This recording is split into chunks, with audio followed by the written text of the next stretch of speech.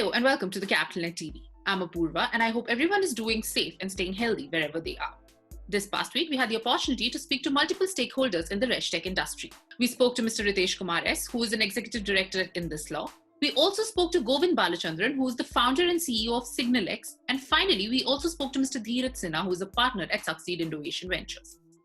This feature is presented in collaboration with SucSEED Indovation Ventures, and here are some insights from those conversations. I think there are a few factors that contribute to it, right? And one of the factors is COVID.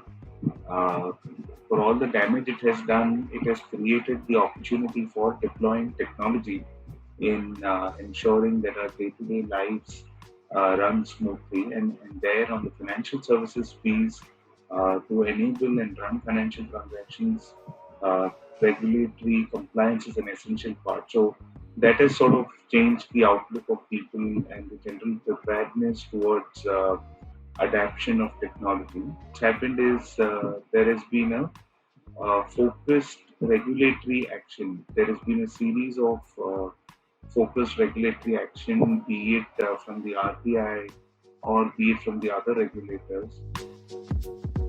Compliance is becoming more and more important. The cost of being non-compliant is increasing. Over the last 5-6 years, as a lot of things became much more digitized, so the regulators are also able to scrutinize more because their workflow is also optimized now. They have a lot more data coming to them, and they're able to take quicker decisions. If you see the entire the gamut of RegTech, over the last 4-5 years, and if I can remember for last 10 years, there has been the focus has moved from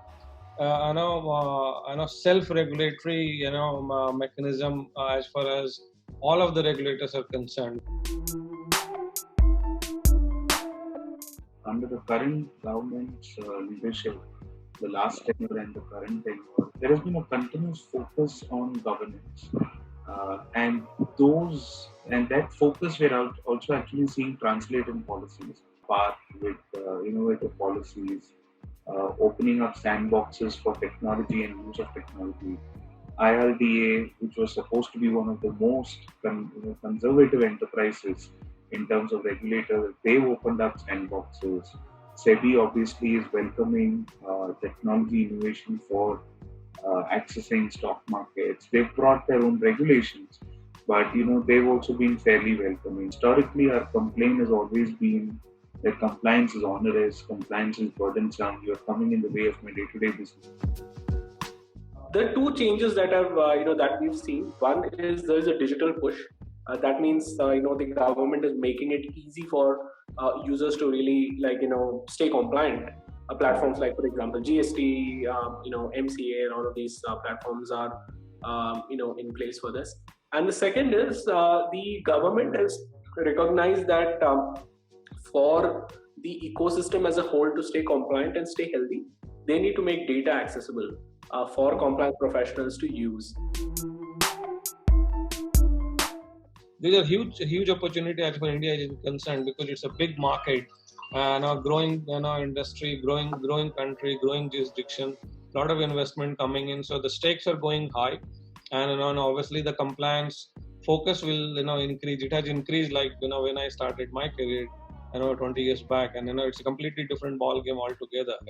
India has been working as a back office for the timing as far as those financial industry is concerned, the financial players are concerned, but the kind of interest India is generating, and the kind of the law, the number of laws India have, for there's no discrimination between a startup or a listed company to a large extent as far as the compliance goes. The investment size are small because you don't. It's a very scattered market as of today in India. There are more specialized funds, that could come up in this space. One of the reasons why we've been able to raise capital, very well is that the investors that we were talking to, they knew of this domain, right? They understand this domain. They get they have a flavor of this domain, and so they are more specialized, and that allows us to, have a much better conversation and also learn from them, and also see, how the space is growing. So one of the things is, as the global regulatory landscape is also tightening, globally, things like AML, etc. are a big deal. So there's a big penalty for not being compliant. Now, recently, one of the larger enterprises were penalized last year for having for a bribery and corruption issue in India. They were fined by the SEC in the US. Globally, companies are also understanding the importance of having their local presence compliant as well. This is also pushing more, GRC focus, which is a governance, risk and compliance focus within enterprises. There is a push by the government to create about 2 lakh compliance professionals, which is based on the Valuers Act and of course the insolvency. And so today, if you look at it, there are close to probably 3,000 odd registered valuers and maybe about 3,000 insolvency professionals. That's all. So the government, wants about 2 lakh professionals across valuation. In my view, the adoption will be gradual. It cannot be done on a mass scale just because the sheer size of the country we are, complexity in our day-to-day business lives, the variation in scenarios that we encounter on a regular basis. I think it's too much to ask if this was to be a big bang adoption. You need to be compliant, right? You would want to internally put across, put in place a proper compliance policy, something like a GRC framework, including regulatory, also an internal compliance, and use a lot of data to make the compliance work. So one is awareness of what are the regulatory compliances that have to be met, and the second is the data that goes behind, backing all of this. These are the 2 key challenges. Well, one is obviously India is a very price sensitive market, for everything, whether from the travel to the hospitality to the compliance as well. Second is all the regulators are moving towards the automated, and the technology driven solutions. Still, a lot of compliances are the paper based trails, which is also hampering. The infrastructure in India is still at a very penetration is very, very low level compared to other markets.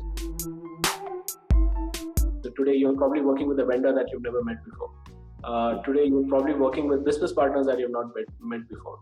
And your existing partners could be under distress, because of various things. So for you to validate, the counterparty relationships, it is getting a little more serious, where it is required to very quickly validate the parties that you are doing business with.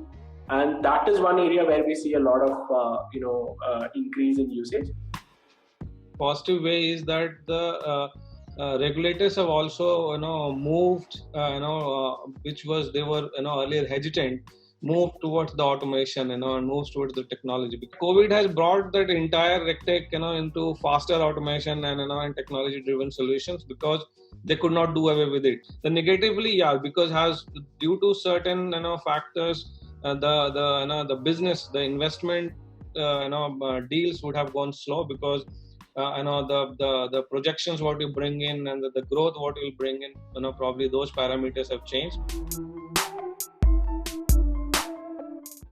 Outside of the banking industry, the general adoption or the adoption of RegTech, I think it's been extremely high. It's been more pulled by the consumer rather than pushed by the corporates.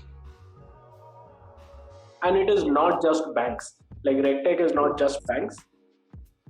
With the increased focus, with the government policies and with a lot of investment coming in, I think 5 years is something which I give where you will see complete different change.